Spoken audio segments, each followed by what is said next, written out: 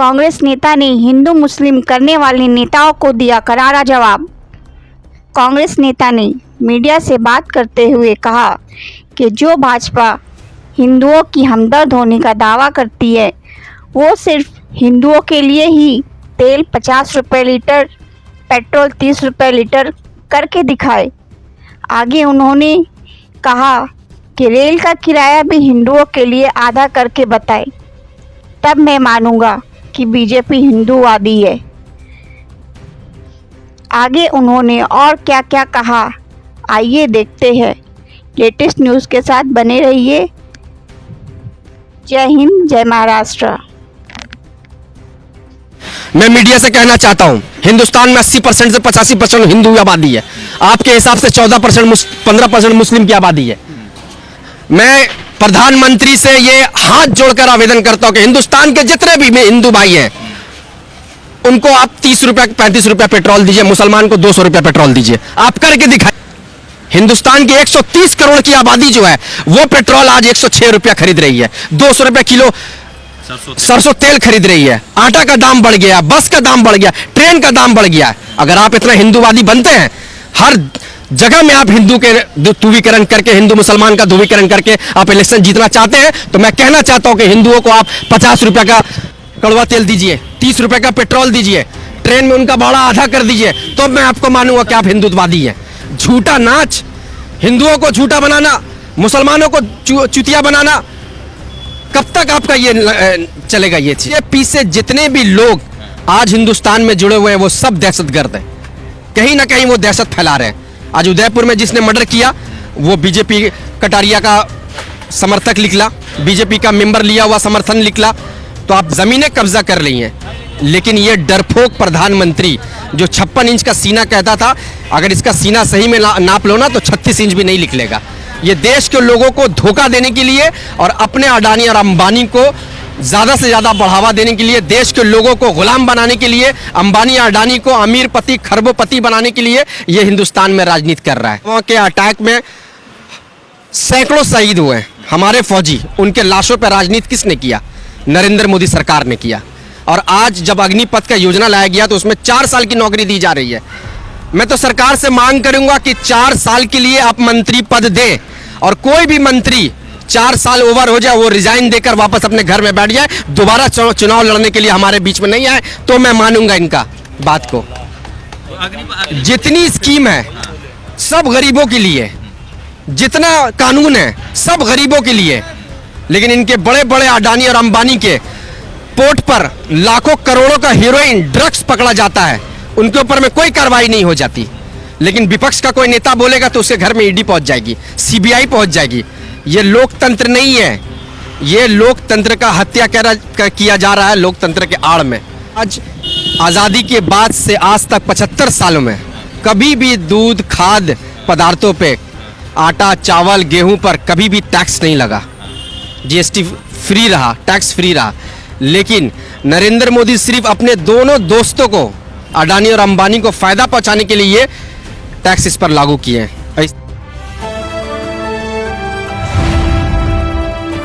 The Indian खबर, सच आपके सामने।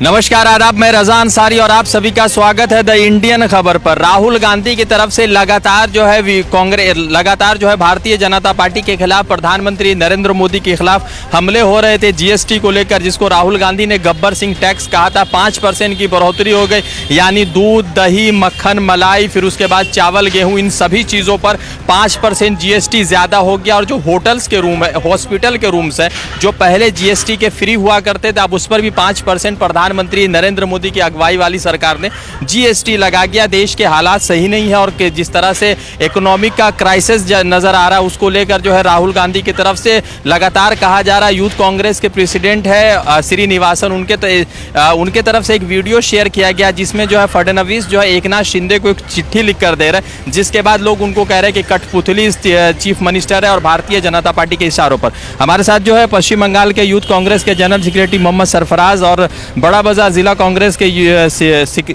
प्रेसिडेंट पंकज सोनकर जी है, तो दोनों व्यक्तियों से बातचीत करेंगे। और कांग्रेस लगातार कह रही है कि हम जातिवाद की राजनीति नहीं करते, तो दोनों व्यक्तियों से बातचीत करेंगे और जाने किस तरह से। सरफराज भाई, सबसे पहले तो ये है कि 5% जीएसटी बढ़ा दिया गया, हॉस्पिटल रूम्स पे जीएसटी बढ़ा दिया गया, तो मोदी जी का ऐसा कौन सा नीति है जो आप लोग समझ नहीं पा रहे मगर देश के लोग समझ जा रहे हैं? मोदी जी के नीति को आज तक एक फ़ायदा बता दीजिए जो देश को पहुंचाओ। मोदी जी के जो नीति होता है वो अडानी और अंबानी के लिए किया जाता है। आपने देखा होगा कि जिस दिन जीएसटी लॉन्च हुआ, जिस दिन लाया गया, उसी दिन राहुल गांधी ने कहा था कि ये जीएसटी नहीं, ये गब्बर सिंह टैक्स है। लेकिन देश की जनता उस टाइम नहीं समझ पाई, सोचे कि नरेंद्र मोदी कुछ नया करेंगे, लेकिन बंदर तो वही गुलाछी मारेगा। जब बंदर को आप सरदारी दे देंगे तो जितना भी वो कर ले वो गुलाछी ही मारेगा। आज आज़ादी के बाद से आज तक 75 सालों में कभी भी दूध, खाद्य पदार्थों पे, आटा, चावल, गेहूं पर कभी भी टैक्स नहीं लगा। जीएसटी फ्री रहा, टैक्स फ्री रहा। लेकिन नरेंद्र मोदी सिर्फ अपने दोनों दोस्तों को, अडानी और अंबानी को फ़ायदा पहुंचाने के लिए टैक्स इस पर लागू किए हैं। इससे किसको नुकसान होगा? वही गरीब जनता जो आज मजदूरी करके रोड पर जो सोते हैं, फुट पर सहते हैं, वो खुद से अपना आटा खरीद कर खाना बनाते हैं। आज वो आटा और चावल खरीदने जाएंगे तो उनको 5% टैक्स दिया जाएगा, लेकिन वह जब वो मजदूरी कर रहे हैं तो उनको कोई 5% टैक्स बढ़ाकर नहीं देगा। लेकिन वो जब कोई गेहूं, चावल, आटा खरीदने जाएंगे या तेल खरीदने जाएंगे तो उनको ऊपर में टैक्स दिया जाएगा। ये गरीबों को मार रहे हैं। हिंदुस्तान को गुलाम बनाने की पूरी साजिश नरेंद्र मोदी कर रहे हैं। जनता अभी भी अगर जागरूक नहीं होगी तो याद रखना कि ईस्ट इंडिया कंपनी बिजनेस के नाम पर हिंदुस्तान में आया था, और उसी बिजनेस के नाम पर नरेंद्र मोदी जो सरकारी संस्थाएं हैं उनको प्राइवेटाइज कर रही है। बिजनेस के नाम पर देश के लोगों को गुलाम बना देगी। आप मेरी बात को याद रखेंगे। ये एक चीज आज है कि अग्निपथ का स्कीम शुरू हुआ और उसमें जो है जाति का सर्टिफिकेट मांगा जा रहा है, धर्म का सर्टिफिकेट मांगा जा रहा है, तो जिसको लेकर संजय सिंह और भी दूसरे जो कांग्रेस के लीडर ने कहा है कि आज़ादी के बाद पहली बार ऐसा हुआ है कि सेना भर्ती में जाति पूछा जा रहा है और मजहब पूछा जा रहा है। ये जातिवाद ध्रुवीकरण की राजनीति तो पूरे हिंदुस्तान में जहर घोल कर नरेंद्र मोदी आज सत्ता पे बैठे हैं। जब पुलवामा में अटैक हुआ तो इनके डीसीपी पकड़ाए और उनको बाइज्जत बरी कर दिया गया। पुलवामा के अटैक में सैकड़ों शहीद हुए हमारे फौजी, उनके लाशों पर राजनीति किसने किया? नरेंद्र मोदी सरकार ने किया। और आज जब अग्निपथ का योजना लाया गया तो उसमें 4 साल की नौकरी दी जा रही है।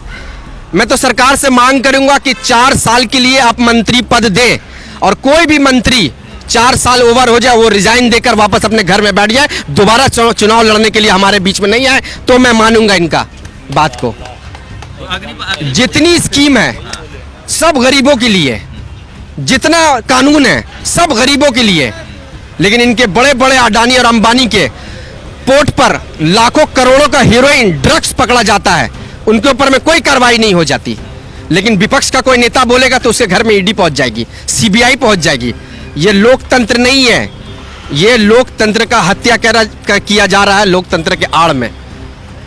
अभी डोकलाम का एक वीडियो शेयर हुआ, राहुल गांधी लगातार कह रहे हैं कि चीन जो है बस्ती बसा रहा है डोकलाम में, और अभी एक वीडियो सोशल मीडिया पर आ रहा है, एनडीटीवी ने शेयर किया, उसमें जो है कहा जा रहा है कि चाइना ने फिर से बस्ती बसा लिया। तो पाकिस्तान के खिलाफ जब जवाब देने की बात होती है तो हम जवाब देते हैं, मगर चाइना के खिलाफ मोदी जी जवाब क्यों नहीं मजबूती से देते? चाइना एक बड़ी मजबूत कंट्री है, ये पूरा विश्व जानता है। और जब हिंदुस्तान के सरकार में नरेंद्र मोदी प्रधानमंत्री बनकर नहीं आए थे तो उससे पहले चिल्ला चिल्ला कर कहते थे कि चाइनीज से आंख लाल करके बात करना चाहिए। तो नासा के थ्रू तो कितने सारे वीडियो आ गया कि चाइनीज ने हमारे हिंदुस्तान के किसी ज़मीन पर गांव बसा दिया है, ब्रिज बना दिया है, ज़मीनें कब्जा कर ली हैं। लेकिन ये डरपोक प्रधानमंत्री जो 56 इंच का सीना कहता था, अगर इसका सीना सही में नाप लो ना तो 36 इंच भी नहीं निकलेगा। ये देश के लोगों को धोखा देने के लिए और अपने अडानी और अंबानी को ज़्यादा से ज़्यादा बढ़ावा देने के लिए, देश के लोगों को गुलाम बनाने के लिए, अंबानी अडानी को अमीरपति खरबोपति बनाने के लिए ये हिंदुस्तान में राजनीति कर रहा है। आज पूरे जगह में आप देख लीजिए, यूपी में, यूपी के लुल्लू मॉल में क्या हुआ, कुछ लोग दिखे गए वीडियो में कि वो नमाज पढ़ रहे थे 18 सेकंड में। किसी भी मौलाना से आप जाके पूछ ले, किसी भी फिरके से, 18 सेकंड में कोई नमाज नहीं पढ़ सकता। लेकिन ये इसके बीजेपी के वो लोग थे मैं दावे से कहता हूं कि वे बीजेपी के संपर्क के लोग थे जो मॉल में नमाज पढ़ रहे थे, और जब बाद में इंक्वायरी हुई तो वो सारे लोग हिंदू पाए गए। फिर उदयपुर में जो घटना हुआ उसमें भी दोनों लोग जो पकड़े गए मुस्लिम समाज से हैं, मगर भाजपा के लोग से जुड़े हुए थे। बीजेपी से जितने भी लोग आज हिंदुस्तान में जुड़े हुए हैं वो सब दहशतगर्द हैं, कहीं ना कहीं वो दहशत फैला रहे हैं। आज उदयपुर में जिसने मर्डर किया वो बीजेपी कटारिया का समर्थक निकला, बीजेपी का मेंबर लिया हुआ समर्थन निकला, तो आप क्या कहेंगे उसके बारे में? कश्मीर में एक आतंकवाद पकड़ा गया अशरफ शाह आलम बोल के, वो भी बीजेपी से जुड़ा। बीजेपी के लिए पूरा आतंकवाद का चैनल बीजेपी से जुड़ा हुआ है। आपको याद होगा कि जब नोटबंदी हुई और जब नया नोट लागू हुआ 2000 रुपए का, तो उस टाइम में कुछ आतंकी पकड़े गए थे, उस आतंकी के पॉकेट से 2000 रुपए का नोट निकला गया। तो सारा संपर्क कहीं भी अगर आप जोड़ेंगे तो भारतीय जनता पार्टी से जुड़ती है। तो ये देश में ऐसा पहली बार क्यों हो रहा है कि सेना के नाम पे जो भर्ती हो रहा है उसमें मजहब और जात पूछा जा रहा है? पहले नहीं था, पहले भी पूछा जाता था मगर सर्टिफिकेट नहीं मांगा जाता था, अब सर्टिफिकेट मांगा गया कि आपका जात क्या, आपका हिंदुस्तान की सरकार थी वो गरीब जनता की सरकार थी। कांग्रेस पार्टी की सरकार रही, देवगौड़ा जी प्रधानमंत्री रहे, और भी बहुत सारे लोग यहाँ के हिंदुस्तान के प्रधानमंत्री रहे। उन्होंने लोकतंत्र को मानते हुए हिंदुस्तान की सरकार को चलाई।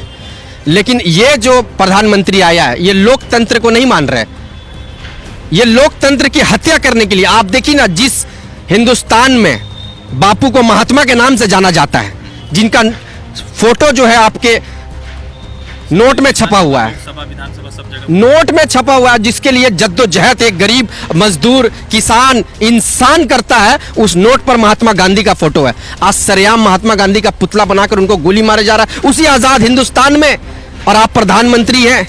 आपके जुबान से दो लफ्ज नहीं निकले जा रहे हैं। जो हिंदुस्तान का महात्मा, जिन्होंने आजादी की लड़ाई लड़के हर धर्म के लोगों को लेकर अपने साथ अंग्रेजों को हिंदुस्तान से खदेड़ भगाया, उस महात्मा के नाम पर गोली चलाई जा रही है, उनको गाली बका जा रहा है, उनके पुतलों को तोड़ा जा रहा है। धिक्कारता हूं मैं ऐसे नरेंद्र मोदी सरकार को।